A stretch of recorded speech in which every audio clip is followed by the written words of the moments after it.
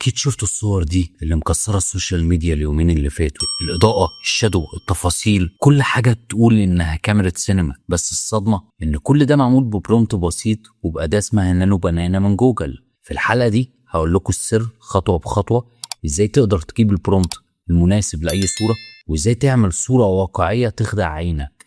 انا احمد ناصر ودي قناه اسرار الذكاء الاصطناعي. يلا بينا. عشان نقدر نستخدم نانو بنانا هنستخدمه من خلال AI Studio.Google، وهسيب لكم اللينك في الديسكريبشن. من خلال AI Studio احنا نقدر ان احنا نعمل البرومت اللي احنا عايزينه، ونقدر نرفع صورة. يعني احنا هنا بنكتب البرومت وهنا ابلود فايل. عشان نشوف النماذج اللي احنا شفناها في الانترو انا هسيب لكم اللينكين لموقعين في الديسكريبشن.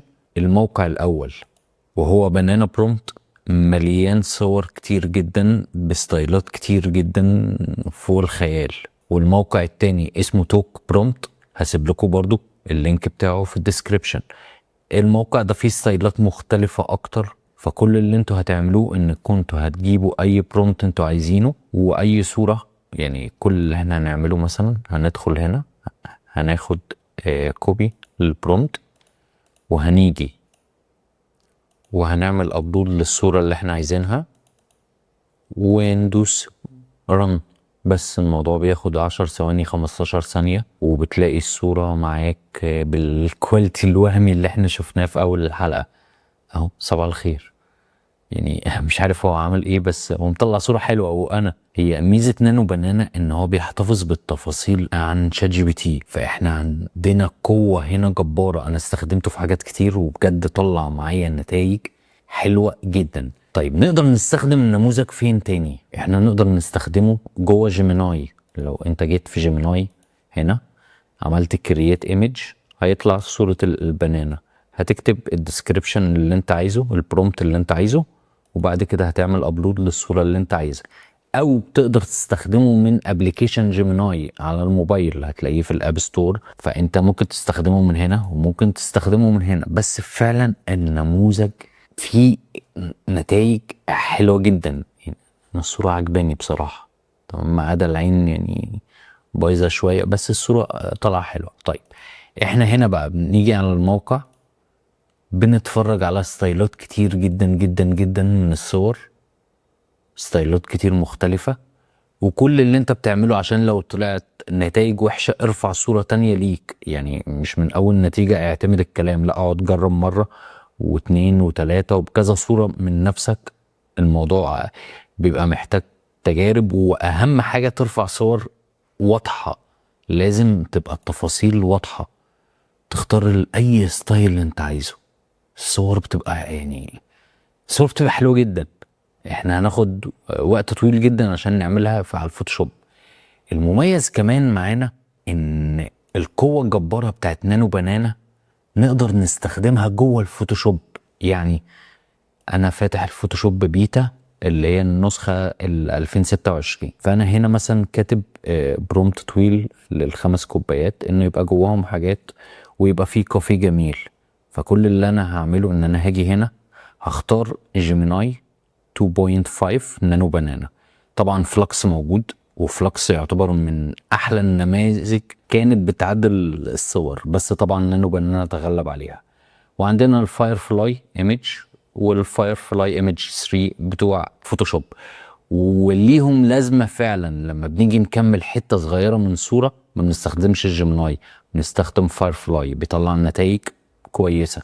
احنا في التجربه بتاعتنا النهارده هنستخدم نانو بنانا. كل اللي هنعمله ان احنا هنعمل جنريت. ليه انا ارفع صوره في موقع ونروح ونيجي؟ خلاص في قلب الفوتوشوب التصميم بقى بيتعمل في 3 ثواني. فانت متخيل مستقبل الفوتوشوب بقى عامل ازاي؟ احنا هنشوف قدامنا يعني النتيجة دلوقتي. انا عارف انها هتطلع حلوة ان شاء الله، يعني ان شاء الله. صباح الخير.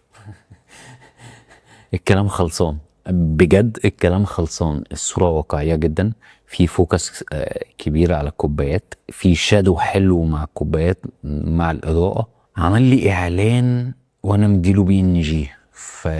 يعني مستقبل التصميم، وأحلى حاجة إن هو بيديهولك لاير.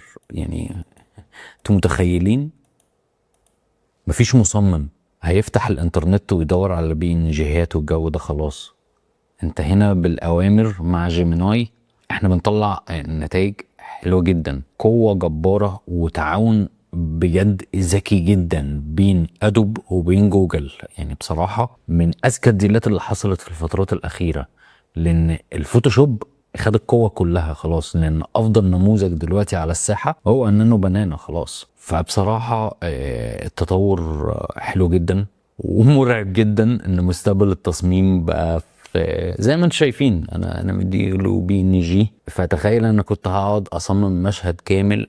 خلاص الموضوع بيتعمل، ولو مش عاجبك اطلب نتيجة تانية براحتك يعني حضرتك. فتخيل ان هي تبقى لاير لوحدها. يعني مش عارف والله، انا يعني انا مخضوض من اللي انا ممكن اعمله في ساعات بقى بيتعمل في 10 ثواني. صباح الخير، مشهد تاني خالص ودنيا تانية خالص. وده احلى حتى يعني، حتى الشادو احلى هنا، واقعي جدا. مستقبل التصميم في خطر يا جماعة. يعني بجد هو مستقبل كل حاجة في خطر، مش التصميم بس. اتمنى تكون الحلقة مفيدة ليكو، ولو في اي حاجة وقفت معاكو في تعديل الصور ابعتولي في الكومنتات وانا معاكو هرد عليكو. شكرا ليكو واشوفكم في حلقة جاية.